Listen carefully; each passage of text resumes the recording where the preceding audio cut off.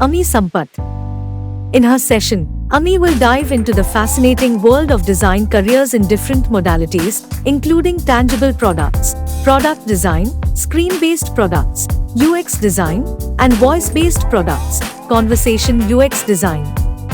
Let's welcome Ami Sampat as she takes us on a journey through the diverse realms of design careers.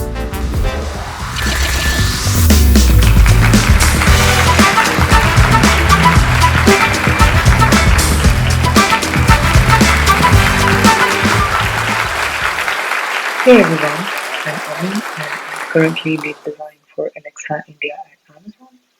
Today I'm going to talk about how I built a career in design moving across its different avenues.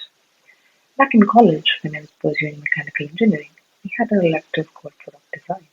And that's how I discovered that there is a whole wide world out there focused on designing products and helping solve the needs of users in a systematic way. I had a light bulb moment in my head and felt this is where I belong. I ended up writing the entrance exams and joined the Center for Product Design and Manufacturing at the Indian Institute of Science in Bangalore to pursue postgraduation in design.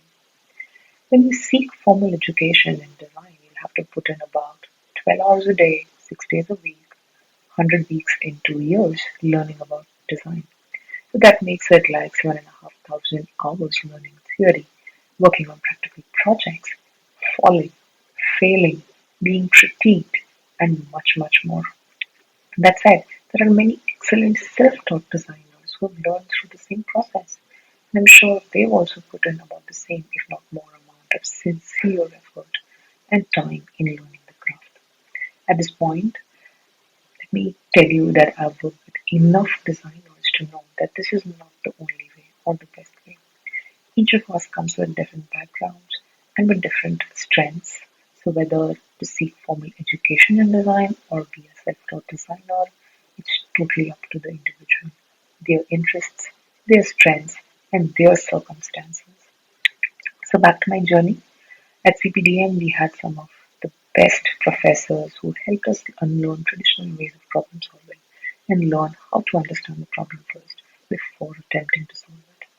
I strongly believe what I learned there. If you're solving a wrong problem, your solution does not matter. If you're solving the right problem, there's a chance that your solution might just be good. After 2 years of rigorous training, I joined Robert Bosch as a product designer and I worked on design improvements for several home appliances like mixer grinders, slow juicers, roti makers. This is all tangible products. So out of my experience as a tangible product designer, I'd like to share two important observations. Traditionally, the tangible product industry is slightly slower as compared to the software industry, and this is because any changes cost a lot of money, much, much more than deploying a new software upgrade for an app. So, if you're in this world, be patient. Both risks and rewards are proportional, but both may take time in this industry. Second, documenting your designs. Product designs are trademarked. You can't make them public in your portfolios without violating your NDAs. So what do? I recommend that for any significant innovations, try and file a patent. That way, you're not only protecting the intellectual property for your organization, but also documenting yourself as the inventor in a public domain. So it's a win-win for everyone. Also, after 2.5 years as a product designer, I wanted to try my hand at what is traditionally called UX design because I wanted to work on products that had a faster life cycle. I self-learned Sketch and put together a portfolio of 3 to 4 projects showing my knowledge in research, information architecture, wireframing, high-fidelity prototyping. I interviewed at a couple of places before finally choosing to join SAP Labs. I joined as the only designer for the healthcare business vertical in India. At the time, SAP used Azure RP as a prototyping software for design and followed its SAP Fiori design language, both of which were net new for me, and after that being introduced to a whole new domain of healthcare. So I had to learn about a new domain, a new tool, and a new design system. And since my role was a backfill position, I had to catch the train running with the remaining team already, moving at full speed. Through my experiences at SAP, I'd like to share four learnings.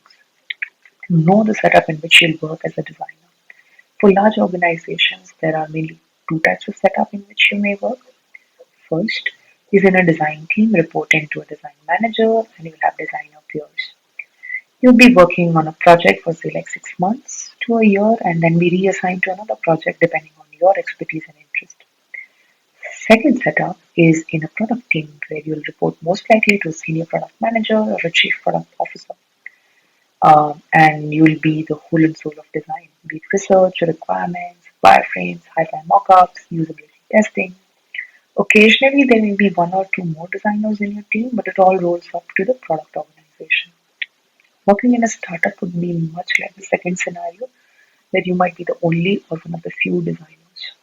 Both the setups have their pros and cons, so figure out what works best for you and take an informed decision. Second, know what are your strengths and interests and then pick a role.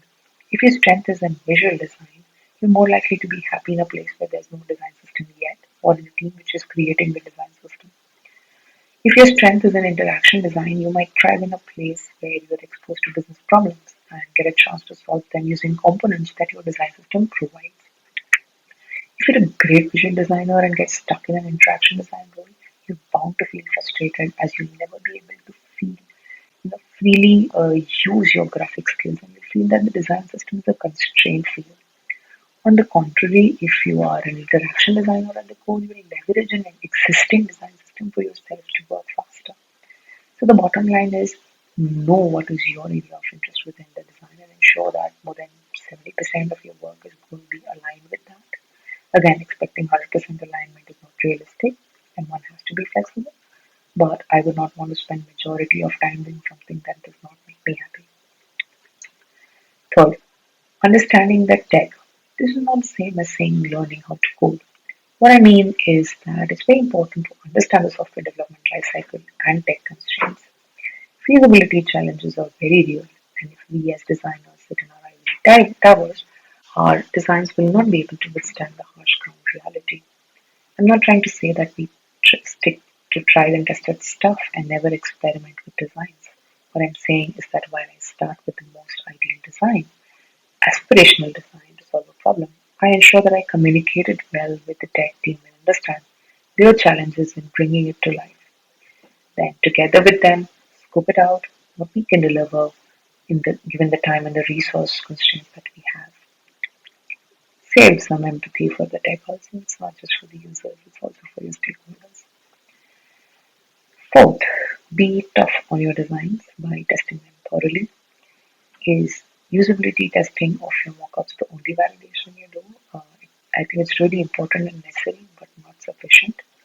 I would strongly recommend that we as designers test the big products too and understand how do they perform under the challenges of latency, technical issues, and unfavorable content data. Reiterate on your designs if you have to and ensure that when the rubber finally hits the road, you know it will survive. So back to the story. After 4.5 years of designing enterprise products for healthcare at SAP and leading a team of three, it was time to learn something new. That's when I joined the Alexa team at Amazon for a role as a voice interface designer. Again, it was an uphill task. Joining a new organization is always challenging, and to top it, this was during COVID and remotely, and I had to learn all about designing for voice. So I just self-taught myself reading books, attended like several trainings online, and I spoke to a lot of peers. But I realized the best teacher was being hands-on and started working on projects and kept getting my designs reviewed by my seniors. Since then, I've designed and launched several products and features, including Pay with Alexa, Learn with Alexa, Amitabh Bachchan Celebrity Voice, and many more in my almost 3 years here. And from this experience, I'd like to share two learnings. The ability to zoom in and zoom out. It's really important for designers to have both the ability to understand the big picture and the ability to dive deep into the details. Focus on just the big picture and you'll know what is happening, but you'll not be able to figure out why. Focus only on the details and you will miss if the problem is really addressed or not. So it's really important to be able to balance both if you're growing as if you're to grow as a designer. Second, What's in your bag and what's in your brain? I mean, what are your tools and what are your skills? When I was in Bosch, I created solid modeling prototypes in software like UGNX and SolidWorks. When I joined SAP, I had to learn Azure RP for prototyping. With Alexa, along came VoiceFlow and Figma. I'm sure in the times to come, there'll be new tools out there. What I've learned is not to let any tool become my limitation. If you know how to draw, you can use a pencil or a pen or charcoal. If you know how to draw with a pencil, you'll only need little incremental effort to learn how to use a pen. If you don't know how to draw, it doesn't matter if you use a pen or a pencil. So focus on the skill which is in here and not the tool which is in the bag. The tools will come and go, but skills and knowledge of life. I've tried to sum up my 10 years of professional experience in less than 10 minutes. It was quite difficult, but hopefully I've done justice to the time you've spent watching this talk. Um, Thank you, and feel free to reach out in case you have any questions. Bye.